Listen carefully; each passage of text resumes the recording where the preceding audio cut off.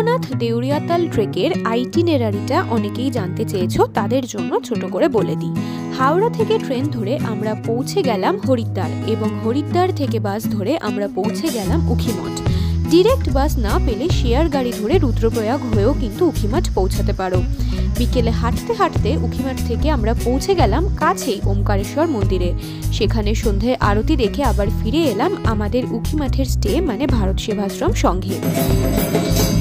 পরদিন সকাল সকাল 6 বন্ধু মিলে বেরিয়ে পড়লাম চোপতার উদ্দেশ্যে উখিমঠ থেকে শেয়ার গাড়ি ধরে। চোপতা থেকেই আমাদের তুঙ্গনাথের ট্রেক শুরু। চোপতার লাগেজ রেখে রাতে থাকার মতো জিনিস নিয়ে শুরু করলাম ট্রেক। তারপর আর কি, প্রাকৃতিক সৌন্দর্য দেখতে দেখতে 4 কিলোমিটার দূরত্ব ট্রেক করে পৌঁছে গেলাম 3680 মিটার উচ্চতায় অবস্থিত পৃথিবীর উচ্চতম শিব মন্দির পঞ্চকেদারের এক কেদার তুঙ্গনাথে। সন্ধে আরতি দেখে আমরা ঢুকে পড়লাম সেই রাতের জন্য আমাদের বুক করা তুঙ্গনাথ মন্দির কমিটির ঘরে। পরদিন সকাল সকাল মন্দিরে পুজো দিয়ে চৌখাম্বার অসাধারণ রূপ দর্শন করে আমরা ফিরে এলাম আবার চোপতায়।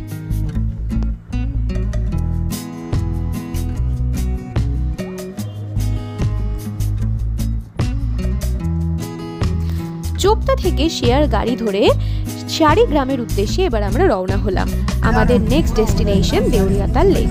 আকাশ পরিষ্কার থাকায় শাড়িগ্রাম হোমস্টেতেই কিন্তু লাগেজ রেখে আমরা দুজনে সঙ্গে সঙ্গে রওনা হয়ে গেলাম দেউরিয়াতালের উদ্দেশ্যে। বাকি বন্ধুরা আর এলো না, কিন্তু আমরা চলে এলাম।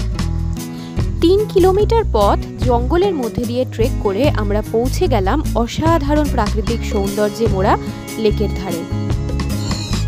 সেখানে দুজনে কিছুক্ষণ সময় কাটালাম, তারপর আবার ফিরে এলাম শাড়িগ্রামে। বলা হয় এই লেকে কিন্তু দেবতারা স্নান করতে আসেন। পূর্ণিমার সেই রাত শাড়িগ্রামে কাটিয়ে আমরা পরদিন সকাল সকাল রওনা দিলাম কনকচৌরির উদ্দেশ্যে রুদ্রপ্রয়াগ হয়ে। এবার কার্তিক স্বামী মন্দিরে ট্রেকের পালা, কিন্তু আবহাওয়া অত্যন্ত খারাপ থাকায় আমরা আর কার্তিক স্বামী মন্দিরে ট্রেক করতে পারলাম না। সেটা পরের বারের জন্য তোলা রইল এবং আমরা তার পরদিন কনকচৌরি থেকে ডিরেক্ট ফিরে এলাম হরিদ্বারে। পরদিন সকাল সকাল হেলদি ব্রেকফাস্ট করে আমরা হরিদ্বার থেকে বাস ধরে পৌঁছে গেলাম এক অসাধারণ অফবিট খুব সুন্দর একটি জায়গা গুল্লারে। গুল্লারে অনেকক্ষণ সময় কাটালাম। নদী এবং পাহাড়ে মাঝের ঘেরা এই জায়গা মন কিন্তু টানবেই। এবার গুল্লার থেকে বাস ধরে আমরা চলে এলাম ঋষিকেশ। ঋষিকেশে গঙ্গার ঘাটে আরতি দেখে আমরা বাস ধরে আবার ব্যাক করলাম হরিদ্বারে। ব্যাস, এবার ফেরার পালা। এবারের মতো এই। সবাই ভালো থেকো, ঘুরতে থেকো, টাটা।